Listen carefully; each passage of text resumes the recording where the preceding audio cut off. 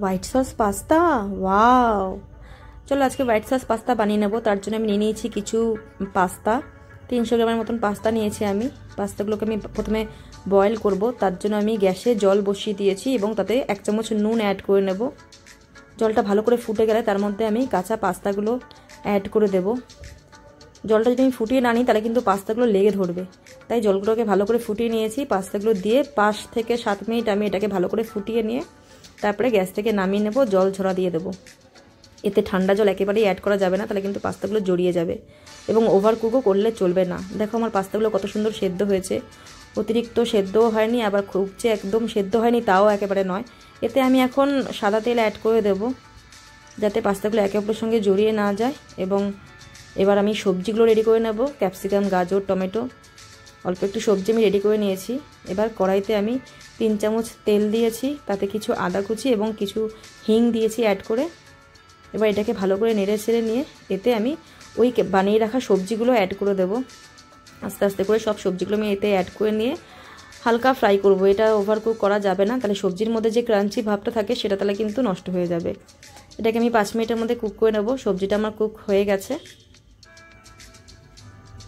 সবজিটা কুক হয়ে যাওয়ার পরে আমি ওই সেম কড়াতে আবার 1 চামচের মতন বাটার দিয়ে দেবো। বাটারটা ভালো করে মেল্ট হয়ে গেলে এর মধ্যে আমি সেম পরিমাণের ময়দা অ্যাড করব হোয়াইট সস বানানোর জন্য। এই ময়দা এবং বাটারের পরিমাণটা যদি সেম না রাখি তাহলে কিন্তু ঠিক মতন হোয়াইট সসটা হবে না। এখানেই হচ্ছে হোয়াইট সস পাস্তা বানানোর একটা রহস্য, যে এই জায়গার কোয়ান্টিটিটা ঠিকঠাক রাখতে হবে, নয়তো হয়তো সসটা গাঢ় বেশি হয়ে যাবে, নয়তো বেশি পাতলা হয়ে যাবে। এবার আমি এটার মধ্যে একটু একটু করে দুধ অ্যাড করব।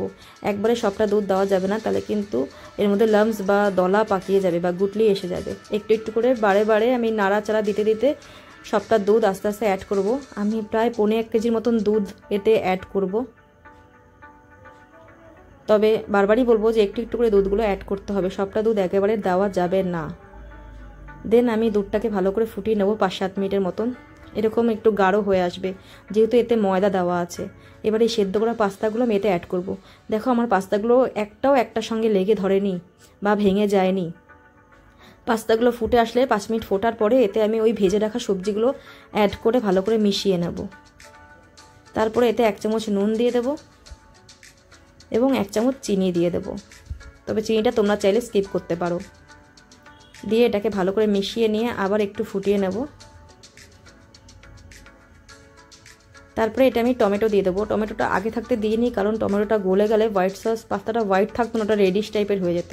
এটা জাস্ট গার্নিশিংয়ের জন্য দিয়েছি টমেটোটা। এবার আমি এটাতে অরিগানো ফ্লেক্স দিয়ে দেবো 1 টেবিল স্পুনের মতন। দেন এটার মধ্যে আমি 1/2 tablespoon chilli flakes, red chilli flakes দিয়ে দেবো। দেন আবার আমি একটু বাটার দিয়ে এটাকে নামিয়ে নেব। আমি একটু গ্রেভি কম রেখেছি, তোমরা চাইলে একটু গ্রেভি বানাতে পারো বা বাড়াতে পারো।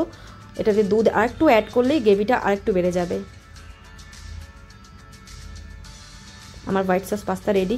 আমি ঠান্ডা করে নিয়েছি, নিয়ে এটাতে এখন তুলসী নিবেদন করে ভগবানকে নিবেদন করব।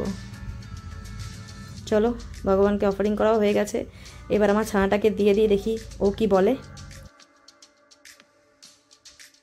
ইয়ামি।